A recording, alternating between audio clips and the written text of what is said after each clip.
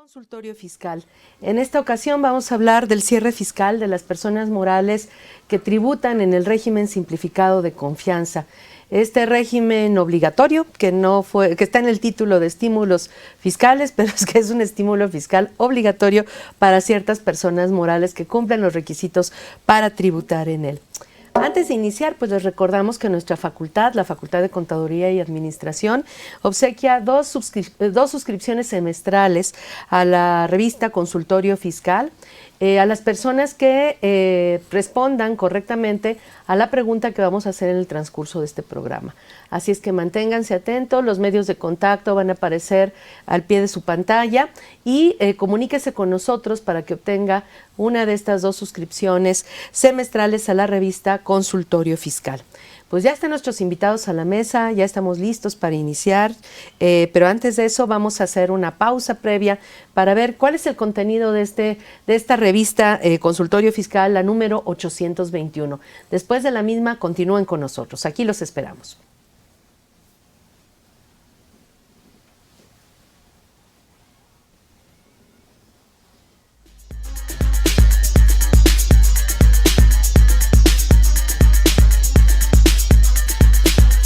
En su edición 821, correspondiente a la primera quincena de noviembre de 2023.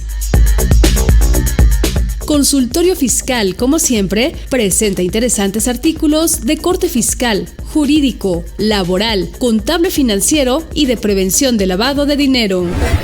En primera instancia, Carlos Alberto Burgoa Toledo señala las operaciones inexistentes, una presunción que aún no se entiende. Mientras que Arturo Morales Armenta comparte preguntas y respuestas sobre el ajuste anual del impuesto sobre la renta a salarios 2023. Por su parte, Francisco Yáñez Ledesma nos pone al tanto de los beneficios fiscales a exportadores. Salvador Rotter Aubanel y Alma Fernanda Rotter Zárraga señalan la importancia de la reforma a la Ley General de Sociedades Mercantiles. Además, encontraremos temas igual de interesantes como el decreto de beneficios fiscales a Guerrero por el huracán Otis, séptima resolución de modificaciones a la Resolución Miscelánea Fiscal 2023, cambios en el CFDI y complemento Carta Aporte 3.0, portabilidad de derechos para obtener pensión de vejez y cesantía en edad avanzada en las leyes del IMSS y del ISSSTE. Administraciones públicas basadas en blockchain, la forma de gobernanza en el nuevo mundo. Recurso de revocación presentado por vía distinta al buzón tributario, contabilidad electrónica y, como cada quincena, las principales disposiciones del Diario Oficial de la Federación. Todo esto en el número 821 de Consultorio Fiscal. Suscripciones a través de la tienda electrónica publishing.fca.unam.mx o en la revista electrónica consultoriofiscal.unam.mx.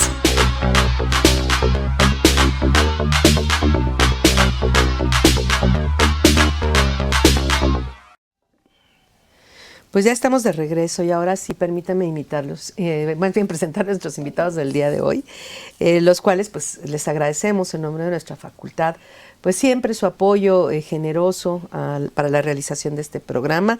Ellos pues siempre le dedican tiempo, pues son profesionistas independientes, además de profesores de nuestra facultad, y pues obviamente siempre les agradeceremos su apoyo para la realización de estos programas. Y pues en orden de aparición aquí en la mesa, le damos la bienvenida al contador público certificado y especialista fiscal, Luis Raúl Ramírez García. Bienvenido, maestro, esta a tu casa. Susi, muchas gracias.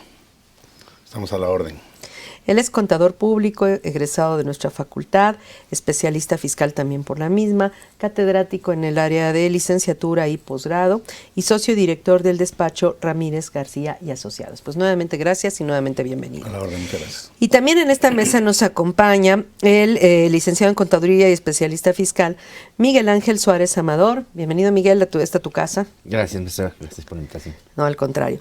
Él es licenciado en contaduría, egresado de nuestra facultad, especialista especialista fiscal, egresado de la misma, catedrático en el área fiscal, también es coordinador de una de las secciones de nuestra revista Consultorio Fiscal, es presidente de nuestra Academia de Fiscal, de los profesores de la licenciatura en Contaduría, y es socio director de Suárez Amador y Asociados, de EFA Servicios y de Integral FMS Consulting Business.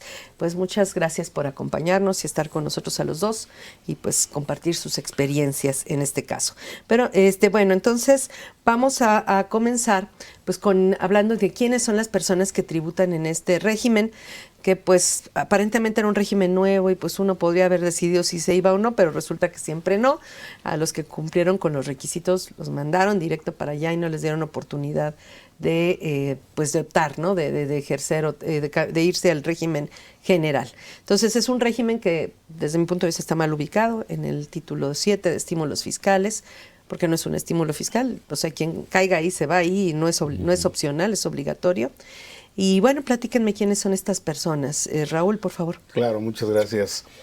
Pues sí es un régimen curioso, que primero hay que decirlo, nace en el año anterior, en el año 2022, y efectivamente nace de una forma obligatoria, ¿no?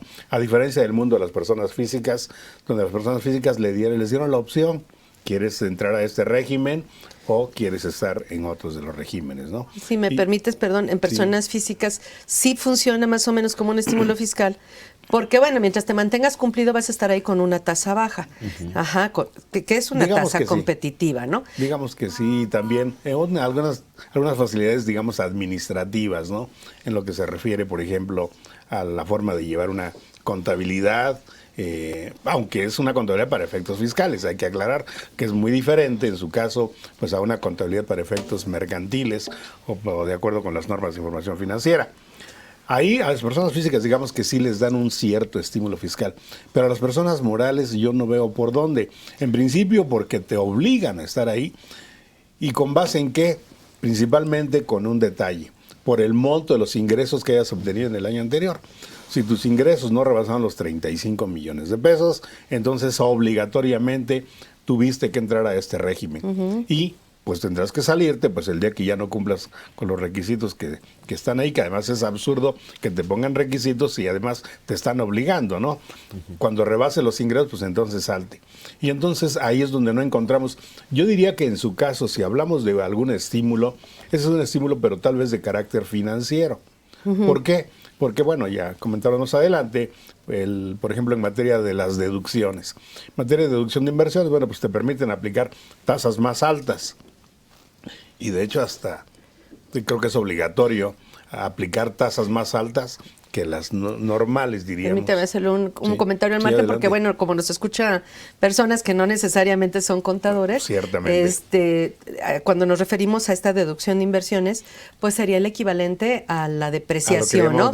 A la pérdida de valor que van sufriendo pues año con año los activos fijos. Entonces, en este caso en particular, bajo ciertas consideraciones, nos permiten aplicar porcentajes de depreciación, permíteme llamarle así para que sea más coloquial, mucho más altos que los que aplicaría una persona normal, ¿no? Sí, que les permite tener más deducciones y tener menos utilidad para pagar impuestos. Exacto, pero ¿qué es lo que va a pasar? Que si tú aplicaras la tasa normal, digamos, pues entonces deduces el 100% en un periodo más largo, y aquí lo harías en un periodo más corto. Entonces, ese, en mi opinión, es un estímulo, pero de carácter financiero, porque dejas de pagar el impuesto ahorita, pero lo vas a pagar con posterioridad. Pero en mi opinión eso es financiero. Yo no le veo ahí por dónde está el efecto fiscal, ¿no? Igual que el flujo de efectivo, porque a final de cuentas es un régimen en esencia de flujo de efectivo, excepto en los activos fijos y bueno, en las inversiones, pero es un régimen de flujo de efectivo. Lo que cobras es lo que declaras, lo que pagas es lo que deduces en reglas en términos generales. Sí, y además es un régimen que... Pero difieres, o sea, simplemente difieres. Sí, estás difiriendo el pago del impuesto.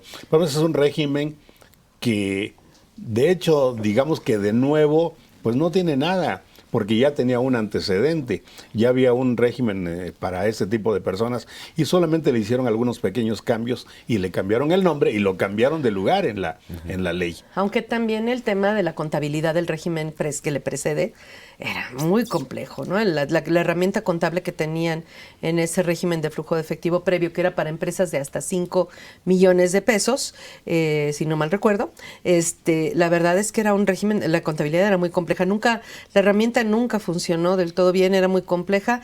Creo yo que en ese sentido sí ganamos en la parte de la obligación contable y pues sí se hizo, digo, aquí salieron ganadores y perdedores, ¿no? Obviamente. Como siempre, porque sí también, sí es cierto que es un régimen de flujo de efectivo, tus ingresos no los acumulas hasta que cobras, pero, lo cual es bueno porque pues ya tienes el dinero en la bolsa para pagar el impuesto, pero pues también tus costos, tus gastos tienen el mismo tratamiento. Entonces en el régimen general, teniendo la factura, pues ya aplicas ese costo o ese gasto, aunque no lo hayas pagado. Y aquí en este caso, no, hasta que pagues no deduces. Pero fíjate que está bien, pero fíjate que hay un detalle respecto de la contabilidad. Yo creo que vamos ahorita vamos a llegar a ese tema, ¿no? Pero, bueno, yo creo que diferimos un poquito por una razón.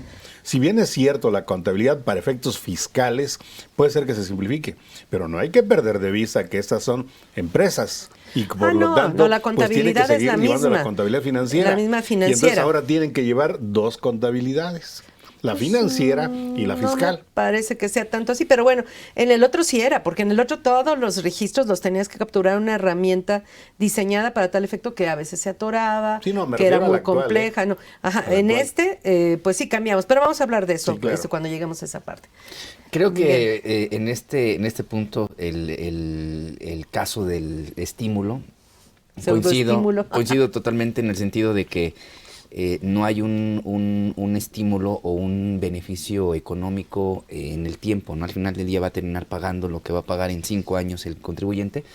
Sin embargo, lo que sí veo tangible son las facilidades administrativas que se les dan en el régimen. No presentan DIOT, no presentan contabilidad electrónica, que al final del día son las balanzas, nada no más, los eximen, ¿no? Exacto, no los eximen de enviarla. Sin embargo, la obligación de llevar contabilidad no solamente está dentro de la norma fiscal, sino en el Código de Comercio. Es importante considerar que el artículo 33 obliga a que todos los comerciantes deban de llevar una contabilidad que les permita rastrear las operaciones, y hay consecuencias de no llevarlo a cabo, pero en materia fiscal les liberan de ciertas obligaciones.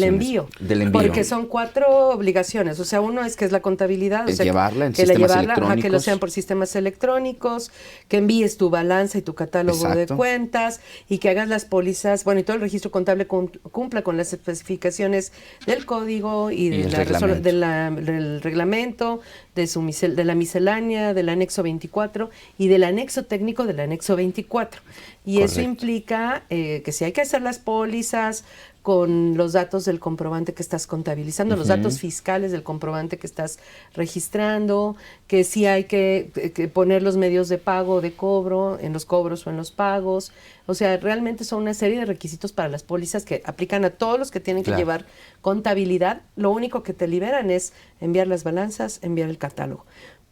Pero si te llega una revisión, te van a pedir la misma contabilidad que le van a exigir a una persona moral del régimen general. Ahora, si hablamos de estímulos fiscales, creo que debe haber considerado a todos los contribuyentes. Platicábamos antes de entrar al aire que hay un grupo de contribuyentes a los que verdaderamente no les cayó nada bien el régimen, y me refiero a las sociedades civiles.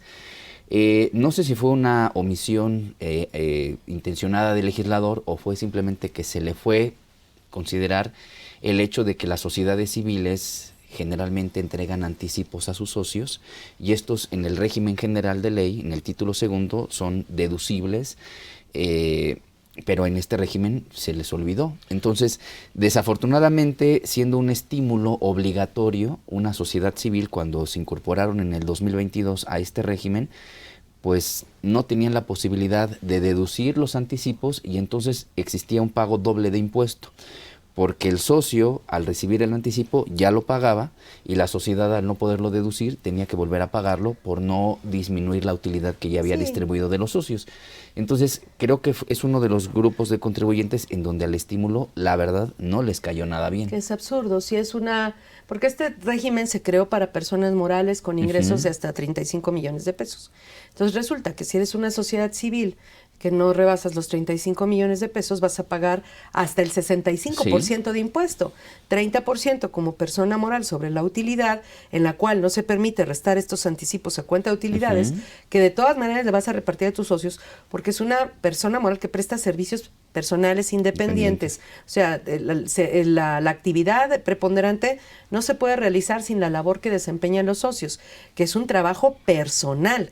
Entonces necesitas comer, necesitas una retribución periódica, porque necesitas pues satisfacer tus necesidades mínimas. Entonces, obviamente necesitas retirar una cantidad a cuenta de utilidades que tampoco puedes evitar gravarla porque son asimilados a salarios, y pues ahí la ley obliga a la persona moral a retener el impuesto y se acabó, ¿no? Entonces, nada más me termina. Y si excedes de los 35 millones, la tasa máxima sería pues entre 30 y 35, ¿no? Dependiendo de cuánto retiren los socios. Entonces, resulta que benefician a las grandes sociedades civiles de más de 35 millones con una tasa normal, competitiva, y a las de hasta 35 millones con una tasa absurda, regresiva del hasta el 65%. Yo quisiera pensar en que tal vez fue un error del legislador olvidando un detalle. Y el detalle que me parece que olvidó fue que las sociedades mercantiles, pues sabemos que son sociedades de capitales, y que en su caso el accionista pues debe de vivir de los dividendos que se generen, a diferencia de las civiles o de las cooperativas, por ejemplo, que son sociedades de personas. A pesar de la cooperativa, bueno, pues es mercantil, pero finalmente es de personas, ¿no? Y entonces, efectivamente, como tú lo dices, Susi, pues quien genera el recurso, la utilidad, pues es el trabajo del socio, es con su aportación, con su industria que se genera esto. Entonces ahora, yo socio de mi despacho, ¿de qué voy a vivir? Si retiro cantidades del despacho, mi despacho no puede ser deducible y yo sí tengo que pagar por ello. Entonces a mí me parece que es como un detalle que el legislador pues se le fue, no lo tomó en cuenta, pero yo creo que aquí es donde el SAT podría entrar en darnos alguna regla o algo al respecto, ¿no? O ahora que viene pues cierre de año, una buena iniciativa corrigiendo esta situación. Pues sí, pero sabemos que no hay iniciativas. Parece ser que tendría que ser una regla de resolución miscelánea, algo, ¿no? Susi, lo que sea. Yo creo que erraron en el copy-paste. Fue un error de copiar y pegar, porque tomaron las reglas del régimen anterior, donde los ingresos y las deducciones pues se rigen bajo las reglas que se aplican a las personas físicas con actividades empresariales. Y pues obvio ahí no va a existir esa deducción porque no es una cuestión que sea natural a ese tipo de personas. Pero no consideraron esta particularidad que aplica tanto a sociedades o asociaciones civiles que distribuyen anticipos a cuenta de rendimientos, ¿no? Bueno, en el caso de las sociedades cooperativas de producción, si estaban en el régimen general, pues también las podrían haber pasado para acá. Si no es que no optaron por el régimen opcional aplicable a las sociedades cooperativas de producción y tendrían la misma situación, regla, ¿no? Entonces estamos hablando de ese grupo, sociedades civiles, asociaciones civiles y sociedades cooperativas de producción, que en los tres casos son sociedades de personas, de trabajadores, de trabajadores que se agruparon y formaron una persona moral para prestar sus servicios y que pues tienen que comer, no te puedes aguantar un año a ver hasta cuándo, ya que paguen el impuesto, ahora sí denme las utilidades vía como una especie de dividendo, ¿no? Claro. Eso no se puede hacer, pero bueno, así estamos. Ahora, también estamos, creo que es importante considerar que estamos ante una disposición que es desproporcional, es decir, que está violentando los principios constitucionales de proporcionalidad.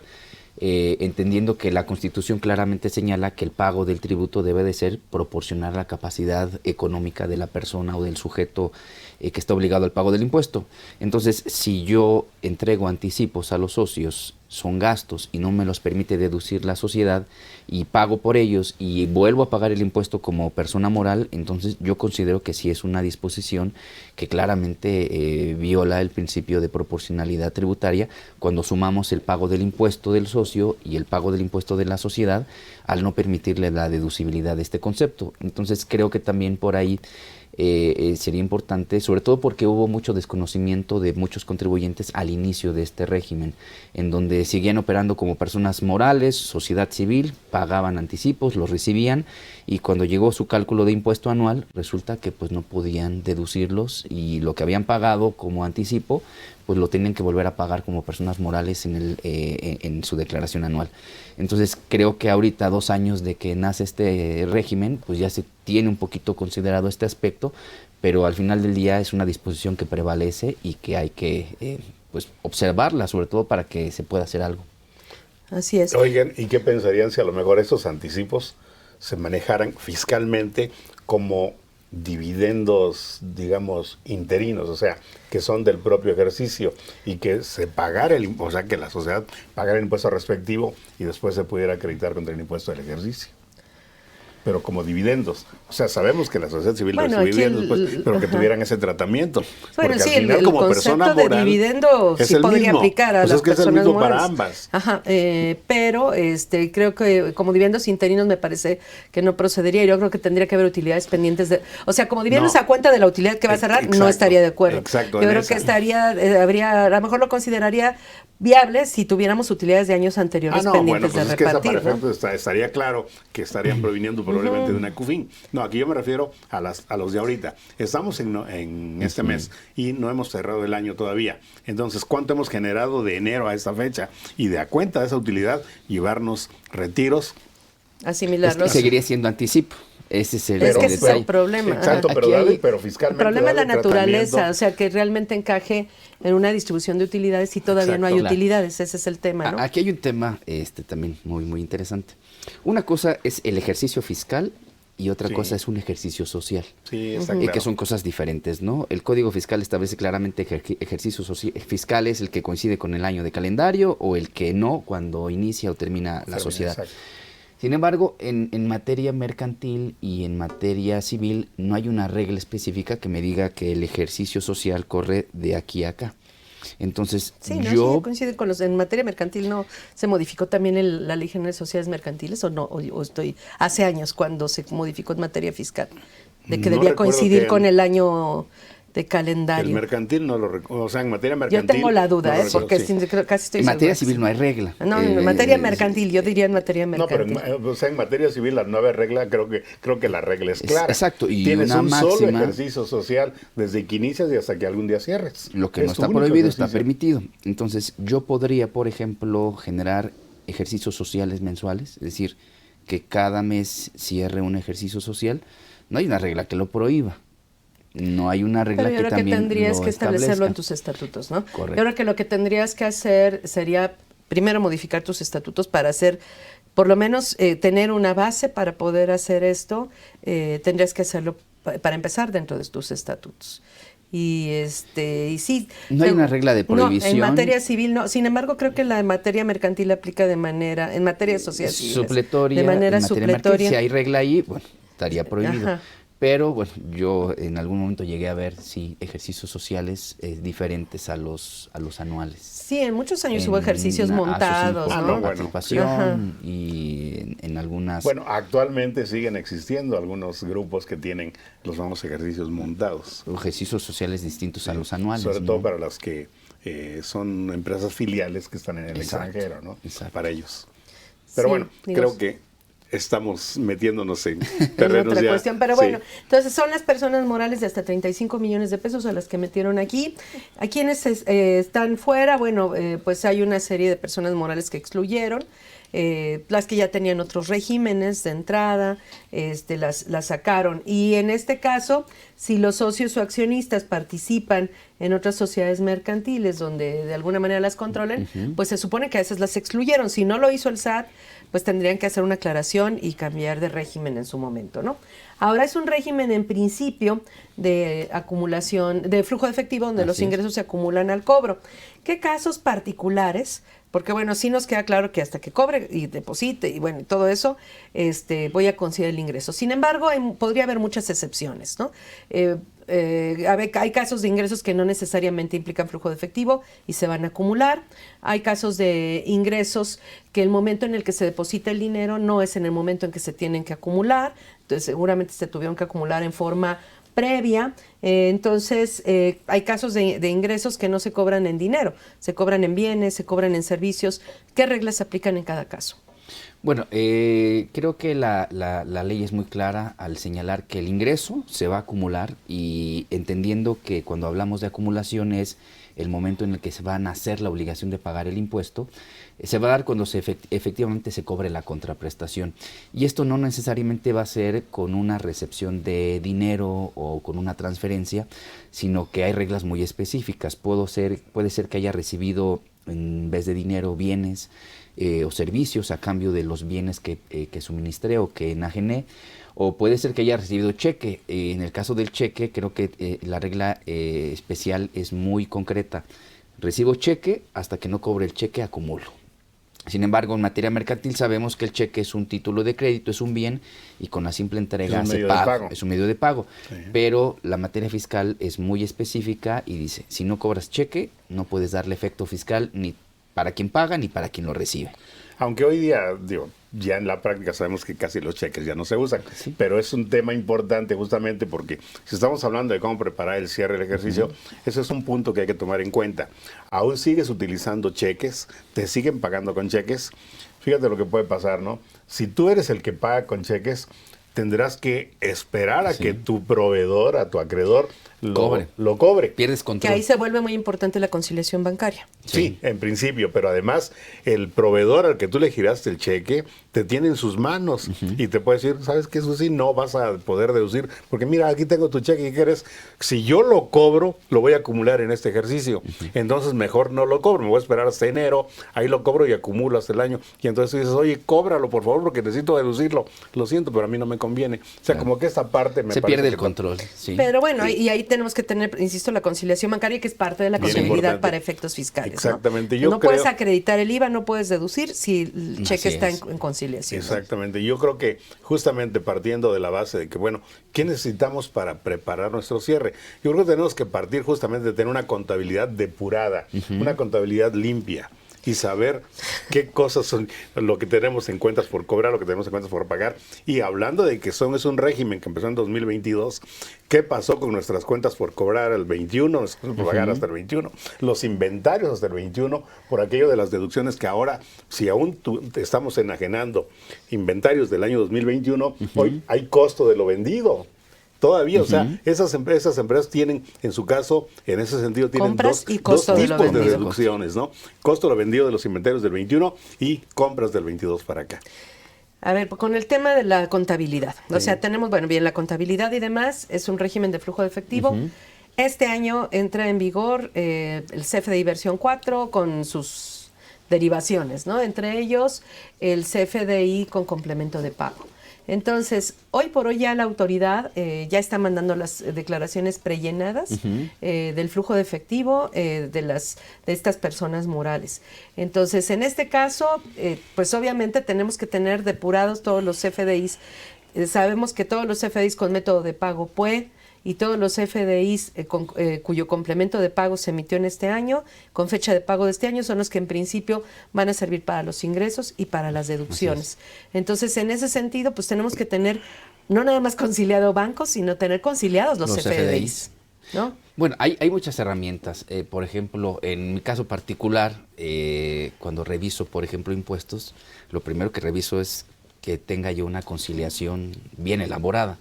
Porque cuando detectamos ahí que hay cheques en tránsito o hay depósitos que no están registrados en la contabilidad, pues la contabilidad no me va a servir para determinar bien los impuestos. Entonces creo que un buen cierre es tener un buen cierre contable con cuentas depuradas, con conciliaciones bancarias y de inversiones bien realizadas, porque en eso se nos puede ir una fuga de ingresos, una fuga de deducciones mal consideradas que al final del día va a afectar en el cálculo del impuesto.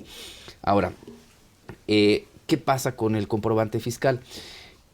Muchas de las diferencias que el SAT detecta actualmente son por errores que tenemos en la emisión del comprobante. No queda en ocasiones de todo claro cuando tengo que señalar el pago en una sola exhibición o el pago en parcialidades en los comprobantes. La regla creo que es muy sencilla. Si yo emito un comprobante con la clave pago en una sola exhibición, significa que el total de la operación se cobró en el mes. Punto. Y esa información la va a tener el SAT y debe de coincidir con lo que yo tengo. Si yo no cobré la operación o no cobré el total de la operación y tengo un comprobante que dice pago en una sola exhibición, ya hay un error que hay que detectar y hay que corregir. ¿Por qué? Porque esto va a generar a futuro problemas, y estos problemas son o cartas invitaciones o programas de vigilancia profunda, que al final del día son actos de molestia de la autoridad, cordiales, digo yo. No, o si te llega una revisión directa y tú emitiste incorrectamente en 2023 o en 2022 un CFD con método de pago, puede una operación que no cobraste. Y muchas veces pues se les hace más fácil a muchos contadores decir, ay, pues mándala como ya te la propuso el SAT y se acabó, ¿no? Sí. Y lo declaran como ingreso del 2022, aunque sea un error. En 2023 les llega el depósito y entonces resulta que en 2023 ya no tienen comprobante. Si te llega una revisión directa, pues vas a tener depósitos que no coinciden con tu contabilidad y te pueden aplicar la presuntiva de ingresos. Entonces, sí es muy importante que esto coincida, o sea, que el comprobante esté elaborado correctamente y que coincida con los movimientos de flujo de efectivo. No me gusta utilizar el término porque no implica nada de flujo de efectivo, pero bueno. Flujo, simplemente. Flujo, ¿no? Ajá. Datos, nombres.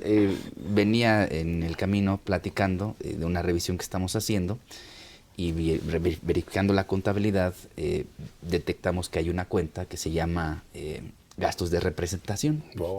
Entonces lo primero que llega a la mente es la no deducibilidad del concepto. Pero vemos la cuenta, vemos la integración de la cuenta y se trata de consumos en restaurantes, transportación, hospedaje. En realidad son viáticos. Creo que eso tiene otro nombre. Exacto, tiene otro nombre. Y entonces el comentario es en el sentido de que también este tipo de detalles, cuando generamos una nomenclatura que no coincide con lo que debe de ser, nos genera grandes problemas con la autoridad. Y esto es un hecho, ¿no? No lo digo porque no lo haya vivido, sino que si la autoridad ve que la cuenta dice gastos de representación, se va a ir al artículo 28 de la fracción y dice no es deducible. Oye, que pero además son viáticos. es eso, hay precedentes en materia, en tribunales, donde a veces la forma de contabilización es la que determina la aplicación de la disposición fiscal, con todo y que sea incorrecta, como en este caso. O sea, sería deducible, muy probablemente en su mayoría deducible a la mejor, pero por el hecho de aplicar un mal registro contable, te estás haciendo harakiri, insisto, ¿no? Bueno, y porque también el artículo 27, fracción cuarta, dice que debe de estar la contabilidad debidamente registrada en contabilidad. Así es. ¿Está debidamente registrada en contabilidad? No. Pues bueno, es que la cuenta se debió haber llamado viáticos o gastos de viaje, pero le pusiste gastos de representación. Ya con eso te equivocaste de cuenta y entonces ya no es debidamente contabilizada. Son errores muy, muy sencillos o muy... Si te parece, ahorita vamos a continuar con esta parte. Vamos a una pausa, vamos a ver nuestra cápsula en déficit y después de la misma continuamos, por favor.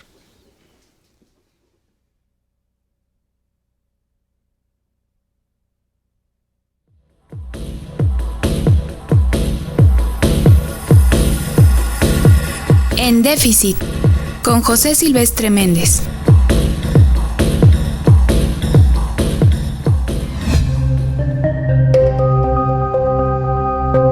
La ética, la guerra y la deshumanización. Otra vez tenemos que hablar del genocidio que está perpetrando Israel y sus aliados, Estados Unidos y Europa en forma destacada, contra el pueblo palestino asentado en la Franja de Gaza. Empiezo con una cita de Erich Fromm en su libro con un título que alude al tema analizado: Anatomía de la destructividad humana. ¿Por qué ser crueles nos llega a producir placer? La cita es: el hombre es la única especie que asesina en masa, el único que no se adapta a su propia sociedad. Asesinatos en masa es lo que estamos observando a más de un mes del conflicto en Medio Oriente. La respuesta israelí al ataque terrorista del grupo Hamas palestino ha sido desproporcionada. Los ataques israelíes a la población civil, incluyendo mujeres y niños, no han parado desde el 7 de octubre. Las imágenes de los ataques a hospitales ordenadas por el primer ministro Benjamín Netanyahu son devastadoras. Demuestran la crueldad y el odio hacia los gazatíes. Estos ataques deben parar de forma inmediata. No pasan alimentos, no pasan medicina, agua ni otros enseres a la población palestina de Gaza por órdenes del alto mando israelí. Pero la ayuda y apoyo militar, incluyendo armas con alto poder destructivo de territorios y poblaciones, no deja de fluir a Israel. El apoyo norteamericano y europeo al militarismo judío se incrementa con el paso de los días. Todo apunta al exterminio total de los palestinos de la Franja de Gaza. Señala Marcos Reutemann en un artículo: es el mundo al revés. Miembros de la especie humana practican el exterminio de sus semejantes con la anuencia de otros seres humanos. Sus razones, sean las que sean, demuestran el desprecio de la vida. A estas alturas, uno debe preguntarse, si no lo ha hecho ya, ¿cómo hemos llegado hasta aquí?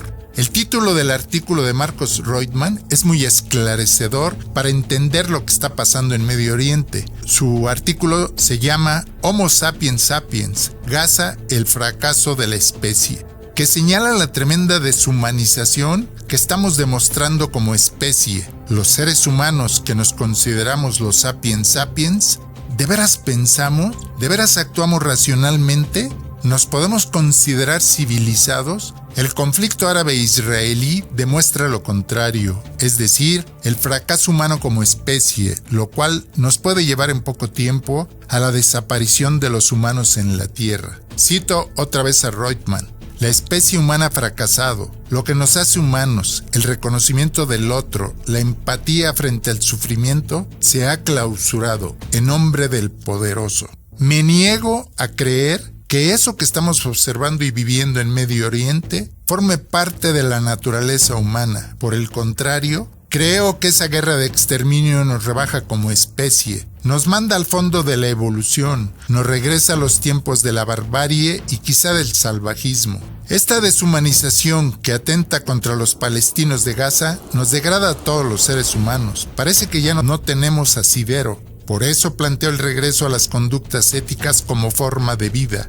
Es imperativo recuperar el humanismo como forma de vida, recuperar las formas históricas de convivencia y pensamiento de los grandes filósofos. Actuar en forma ética, empática y solidaria nos vuelve más humanos. Es tiempo de practicar la ética como forma de conducta más humana. Es tiempo de volver a la humanización, a la convivencia con el otro, con el diferente. Es tiempo de la empatía, de la solidaridad, del diálogo, de la aceptación de todos los pueblos del mundo. Es tiempo de parar la guerra y la deshumanización. Es imperativo y urgente que las grandes instituciones como la ONU tomen serias medidas para detener el genocidio. Todos debemos apoyar el fin del conflicto armado.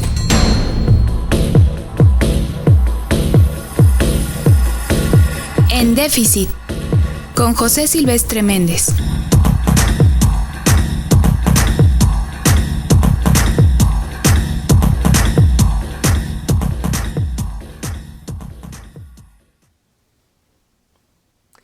Pues ya estamos de regreso, tenemos varios saludos a través de nuestras redes sociales, de ese Teotihuacán, del maestro Miguel Ángel Hernández Yescas, que también es profesor de nuestra facultad, Gaby Bustos Serna, de Zapopan, Jalisco, se comunica, Osiris Romero, Verónica Fernández, Luz Delgado, Raquel Álvarez, Ricardo Rodríguez, Juan Campa, Gabriela García Moreno, de Mari Calleja, Ivonne Sánchez y Adriano, bueno, también tenemos saludos de María Aguilar y de Adriano Olvera si nos hace una pregunta, dice, es una pregunta interesante, dice, ¿cómo realizaría el pago provisional de liquidación de una persona moral del reciclo?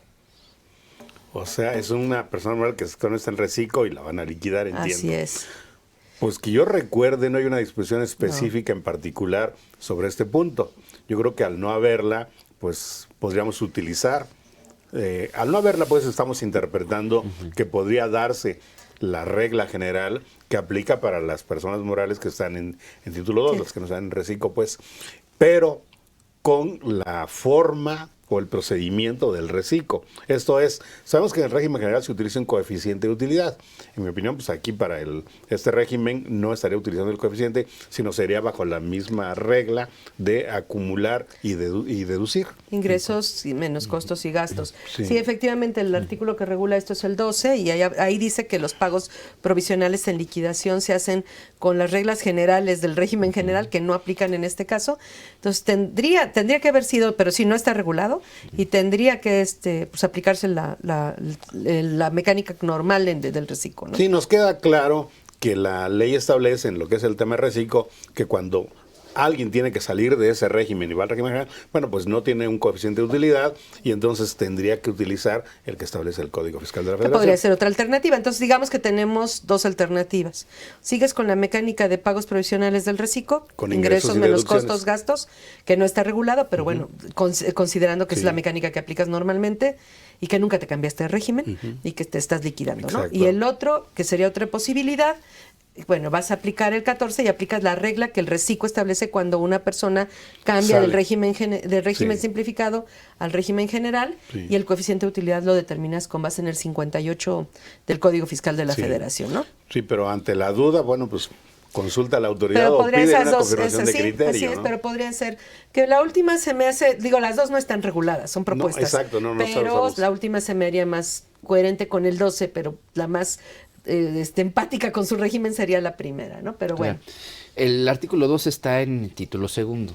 Entonces, otra posibilidad que pudiera ser es que no tuviera un ejercicio de liquidación el contribuyente del simplificado y continúe en el régimen hasta que se dé la liquidación total del activo y se disuelva y desaparezca.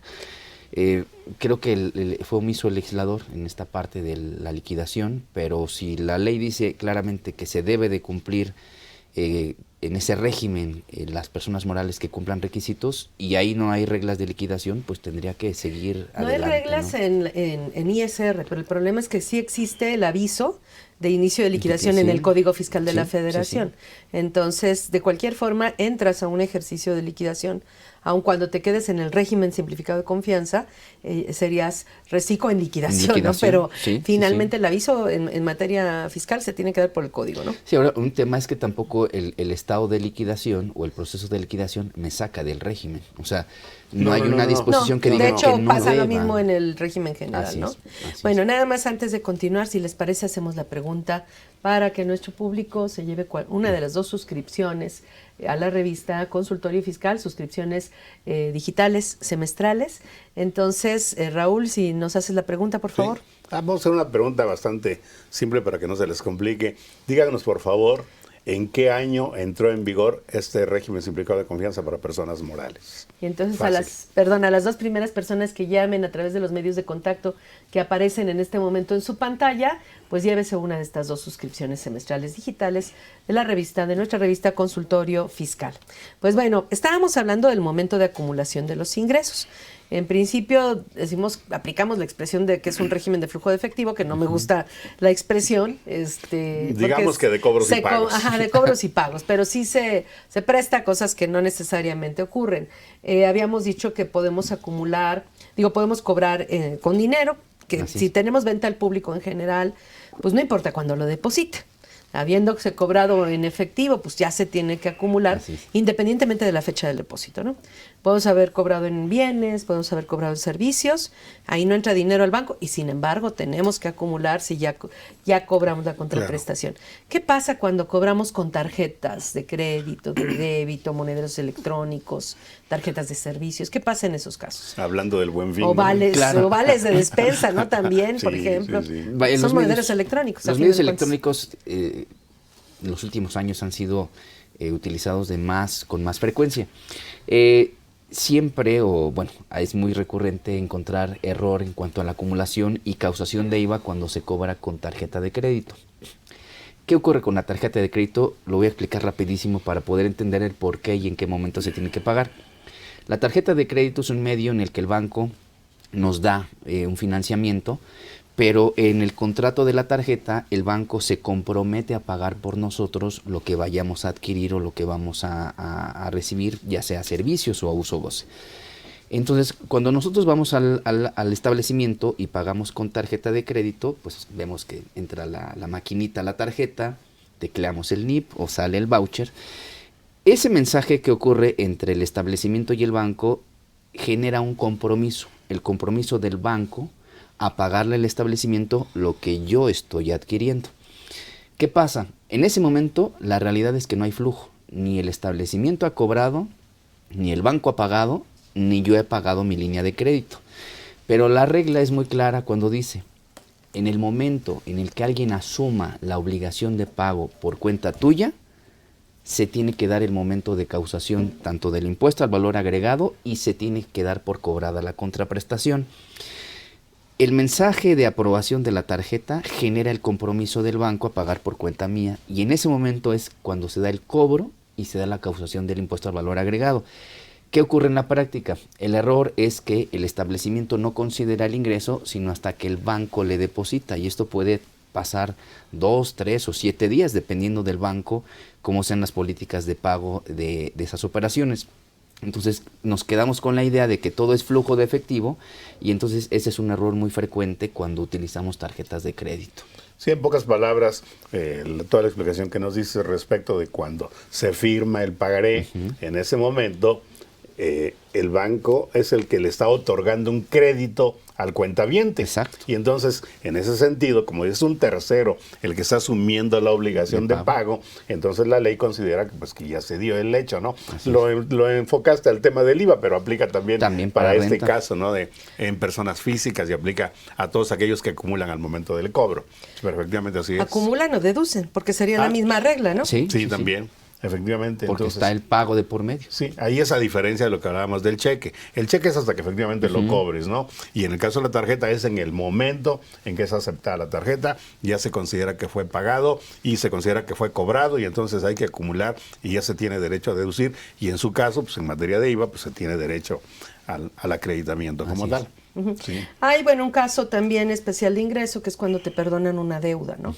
En ese caso, si hay perdón de deuda, pues lo que vas a hacer es que el perdón, si es entre particulares, el perdón, lo que te perdonen de pagar, pues se va a considerar ingreso, ¿no? Pero fíjate que yo ahí tengo mis dudas, porque yo creo que para que eso sucediera, la deuda que se generó tuvo que haber primero generado una deducibilidad. Y si nunca la pagué, nunca lo deduje. Entonces, ¿cómo es que puede darse la cancelación ahora? Pero es que me la cancelan mercantilmente, pero en materia fiscal eso no existe. Pero tienes un beneficio por el no pago, ¿no? No, me queda claro, pero yo nunca lo deduje. Imagínate que fue un préstamo, ya no lo, o sea, ya nunca lo pagaste, por ejemplo. Sí, ahí es diferente. En el patrimonio. Ahí es diferente. Pero en el caso de una compra, por ejemplo, y que finalmente no la pagas. Pero te la regalaron. Pero te quedas con los bienes. Te quedaste con los bienes. O sea, a final de cuentas tuviste un beneficio, creo yo, ¿no? Entonces, por eso, digo, hay que pero en materia fiscal hay una deuda. Bueno, fiscalmente hablando. Es que mercantilmente no tienes contablemente tienes una deuda. Sí, me queda claro, mercantilmente, civilmente. Por ejemplo, tienes un beneficio, lo que están grabando es ese beneficio. Entonces, creo yo que eso es lo que están haciendo. Cuando es con el sistema financiero, se actualiza el saldo pendiente de deducir, se compara contra el perdón para ver cuánto es el ingreso. Y hay otro caso, el de las exportaciones. ¿Qué pasa con las exportaciones, Raúl? Es un tema que fíjate que no he comprendido todavía, de verdad, y lo digo en serio, ¿no? O sea, nos dedicamos a esto, pero también somos humanos y tenemos nuestras dudas.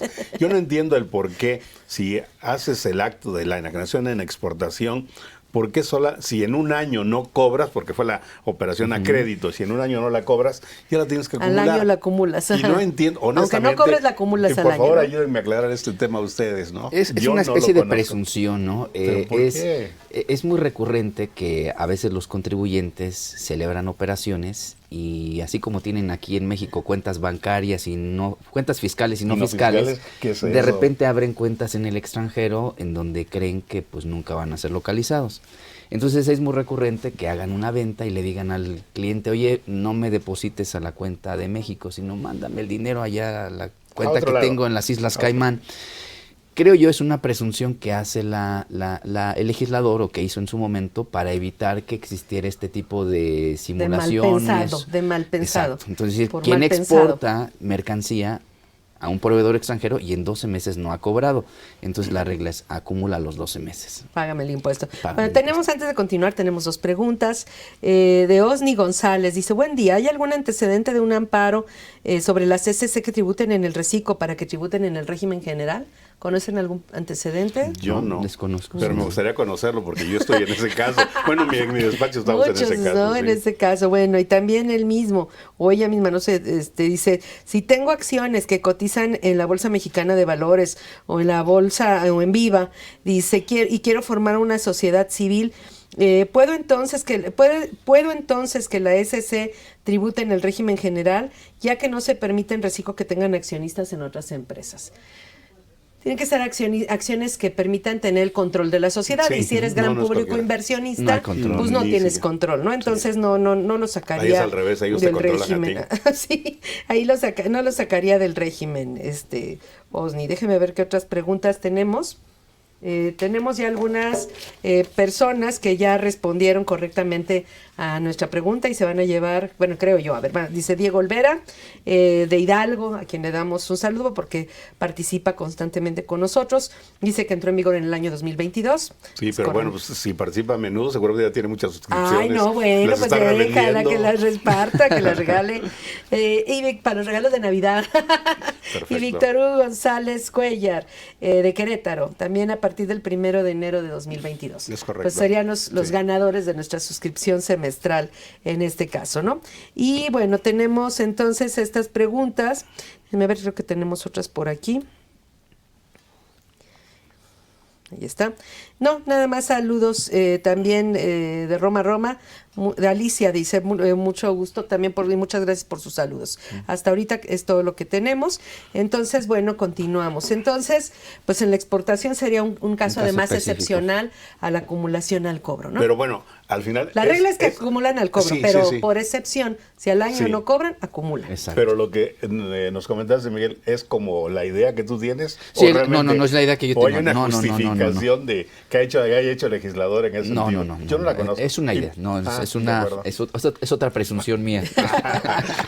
Bueno, vamos a las deducciones. Las deducciones, bueno, los medios de pago ya comentamos, el flujo de efectivo ya comentamos sus particularidades, pero hablemos de las devoluciones. Un punto que tocaste muy importante es el de los inventarios. Raúl, nada más, y quieres comentarlo para que no se nos vaya, ya que estamos en el tema de deducciones, más vale repetir que se nos olvide. Así como hablábamos hace un momento acerca de la conciliación bancaria y de la conciliación de los FDIs, también ahora que hay que hablar de las conciliaciones de 3 puntos por lo menos importantes.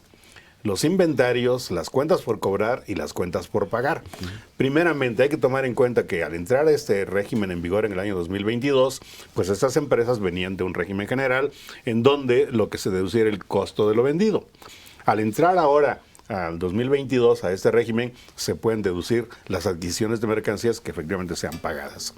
Sucede entonces que durante el año 2022 y posiblemente en el 2023 se estén enajenando bienes que fueron adquiridos antes del 2022. Entonces, hoy, respecto de esas ventas, el contribuyente tiene derecho a deducir el costo de lo vendido de aquellas mercancías. Adicionalmente, puede deducir las adquisiciones de mercancías hechas y pagadas ya en el ejercicio 2022 o 2023. Ya en el reciclo. Ajá. Entonces, ahí primeramente tenemos un tema de inventarios. Luego tenemos también el tema de las cuentas por cobrar. Las cuentas por cobrar que se generaron en 2021 o antes y que no fueron cobradas, pues en el 2022 o están cobrando en 2023, no tienen ya ningún efecto fiscal. ¿Por qué? Porque ya fueron acumulados los ingresos. Hablo de aquellas... Al momento de la factura, por decirlo de alguna forma. Sí, pero hablo del tema de las mercantiles, porque sabemos que las civiles hasta que cobren, ¿no? Ajá. Y que también están ahí.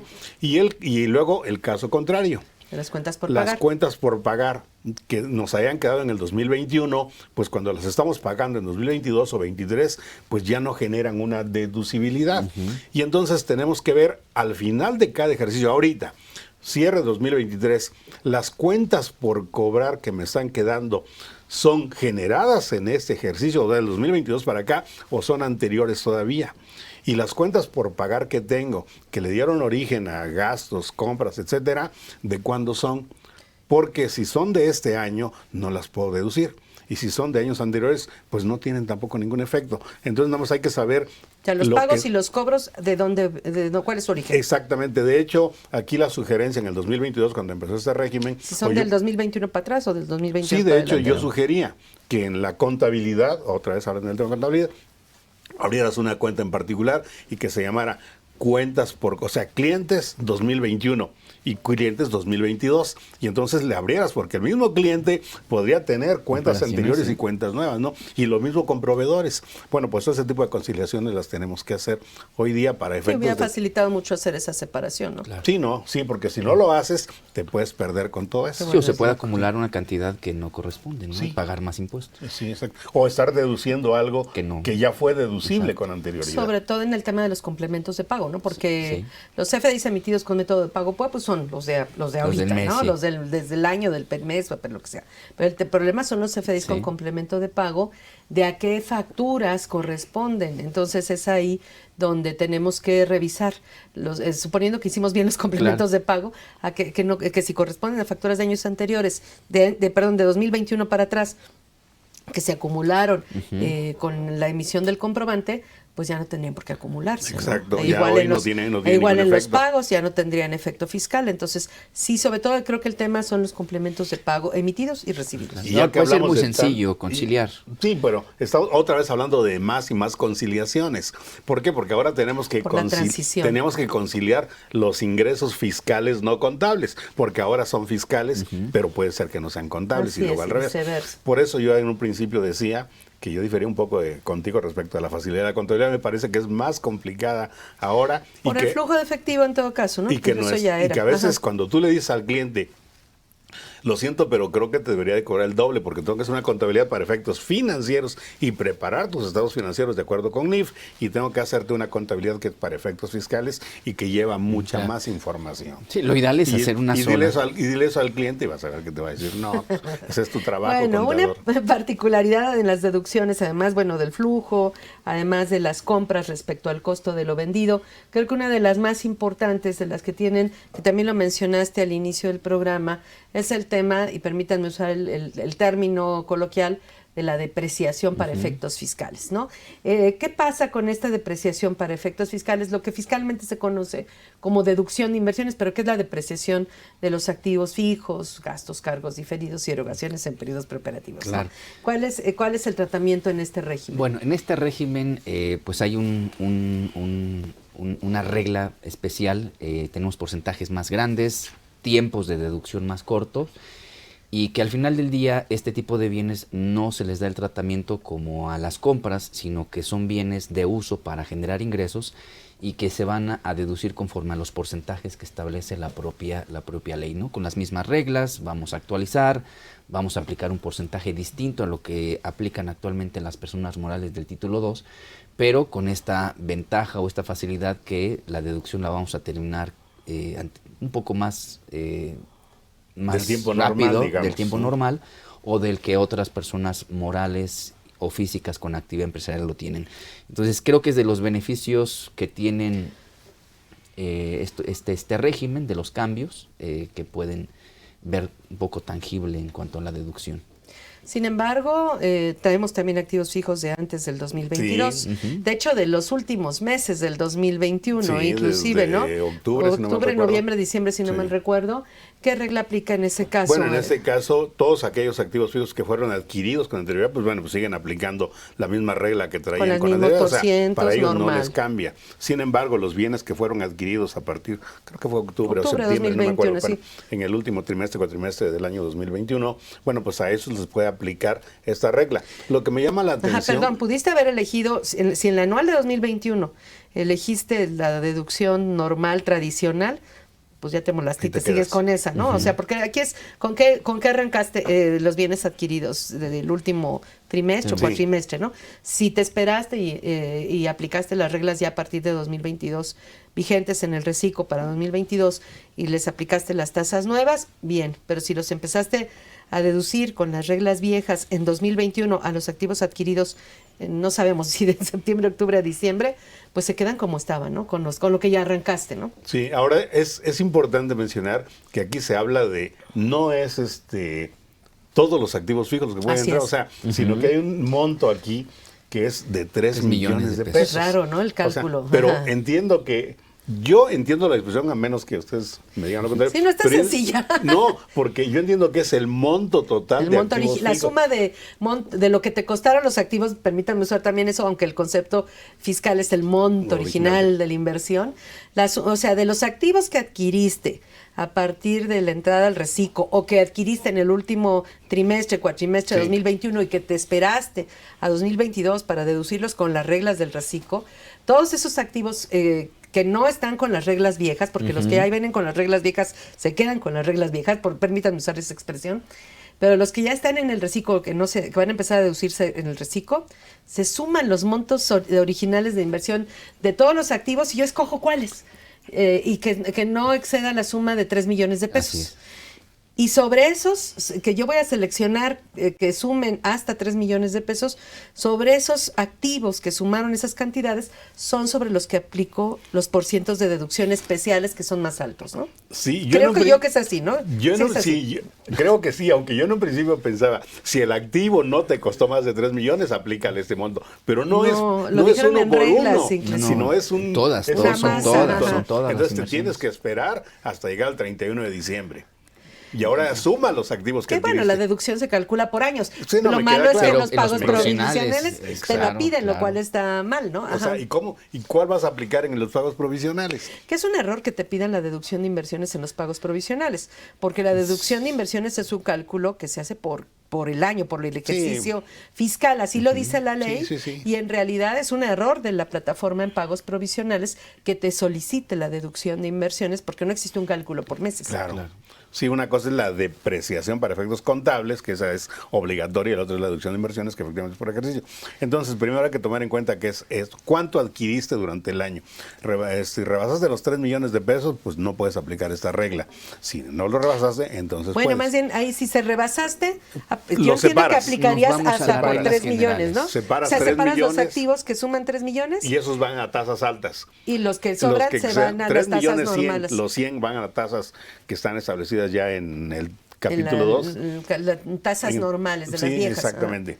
Y los 3 millones entran a estas tasas. Ahora, pregunto, una vez que ya los empezaste a deducir de esa forma, los tienes que seguir con las tasas. Bueno, más bien, ya no los vuelves a aplicar, ya les vuelves a aplicar la mecánica vieja, se quedaron así. Sí. Y esta elección, pregunto, es por año. O sea, cada año, si compro activos fijos cada año, pues cada año selecciono a los que suman hasta 3 millones y a estos les aplico las tasas nuevas y a los que excedan les aplico las tasas viejas, ¿no? Permítanme la expresión. Y entonces ahora, ¿cuántos controles de deducción de activos fijos vas a tener? Aquellos que ya vienen del año 2021 con las tasas anteriores, los que están dentro del monto de los 3 millones, los que rebasaron los 3 millones y luego la depreciación para efectos contables que tienen tasas, que pueden tener tasas diferentes. Y la voy a complicar. Cuando te toca hacer el ajuste de inversiones o el ajuste del acreditamiento del IVA en términos del artículo 5A. Bueno, eso sí notaste por la opción del 5B, ¿no? Exacto. Pero eso ya es mucho complicado. Es otro papel de trabajo. Bueno, y aquí, ojo, recordar que para efectos fiscales, en términos de la contabilidad, los papeles de trabajo de la deducción de inversiones, de la depreciación fiscal, deben tener como uno de los datos de los papeles de trabajo el folio del comprobante con el que en el que consta la adquisición de ese activo fijo. Entonces, si un día me revisan y la autoridad me dice, a ver, tráeme tu papel de trabajo de la deducción de inversiones, depreciación fiscal, y el papel de trabajo no contiene ese dato, en teoría, la deducción no está debidamente registrada en contabilidad y, en teoría, no cumpliría los requisitos para su deducción, ¿no? Pues sí, los papeles de trabajo forman parte de la contabilidad. Y tienen que reunir esos requisitos para que se consideren debidamente registrados en la contabilidad. Tenemos una pregunta de Gaby Bustos Serna. Dice, si alguna de estas reglas de deducción que comentan las apliqué incorrectamente, tendría que presentar declaración complementaria y o saber si para este caso tengo que autocorregirme y en su caso dar aviso al SAT. La respuesta es sí, si lo hizo en provisionales. y si corrige la regla antes del 31 de diciembre, pues cumple con requisitos de deducción. Y esto Sí, con aviso, fundamento. no sé a qué aviso se No, refiera. dice que si se autocorrige tendría que presentar aviso. No, simplemente porque no está sujeta a ejercicio de Así facultades. es. Y los de requisitos de comprobación. deducciones tiene a más tardar el último día del ejercicio para poderlos cumplir. Así es. Si tengo errores en mis registros contables, tengo plazo. Nos queda muy poco tiempo ya. Respecto a la PTU, una pregunta muy recurrente es que, bueno, primero una corrección, ya encontré un artículo que es el 215, que liquidación de sociedades sí nos remite el 12. Nada más Bueno. corrección, ¿no? Pero bueno. Y segunda, Gracias por la digo aclaración. sí, porque ya viendo la ley aquí. Pero bueno, y en cuanto a la PTU, un tema muy recurrente es que tenemos topes al reparto de utilidades, los topes que se definieron a partir, si no me recuerdo, de abril de 2021, por ahí. No, ya estoy confundiendo las fechas, pero bueno, por esas fechas. 1 de mayo del Ajá. 2019. 19. El tope a la deducción, a la reparto de Al utilidades, reparto. ¿no? Sí fue antes. Pero fue con la subcontratación, fue en 2021. Sí, fue abril Ajá, sí. 21. Bueno, pero entonces, en ese caso, dicen primero, ¿qué pasa si te sobra PTU? Porque haciendo el proyecto de reparto entre los trabajadores, resulta que respetando los topes, te sobra. Pues ya no se paga, ¿no?